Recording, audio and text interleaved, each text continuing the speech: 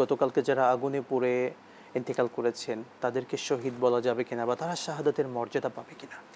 এ বিষয়ে বুখারী শরীফে হাদিস এসেছে, মুসলিম শরীফে হাদিস এসেছে।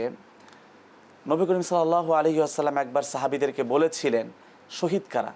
তখন কিছু সাহাবী বললেন যারা আল্লাহর রাস্তায় জিহাদ করতে গিয়ে জীবন কোরবান করে, জীবন উৎসর্গ করে তারাই শহীদ।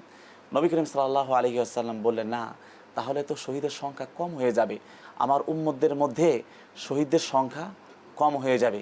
নবী করিম সাল্লাল্লাহু আলাইহি ওয়াসাল্লাম বললেন, যারা পেটের রোগে আক্রান্ত হয়ে মারা যাবে তারা শহীদ।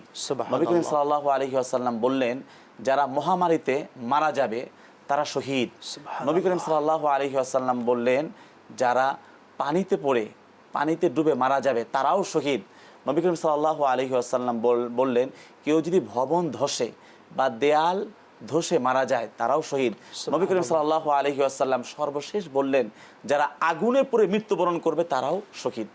যেহেতু হাদিসটি বুখারী ও মুসলিম শরীফে এসেছে, সহিহ হাদিস, নিঃসন্দেহে গতকাল যারা মারা গিয়েছেন নিঃসন্দেহে শহীদ, এখানে কোনো দ্বিমত পোষণ করার সুযোগ নেই। অসংখ্য ধন্যবাদ, খুবই গুরুত্বপূর্ণ সময়টুকু আমাদেরকে দিয়েছেন।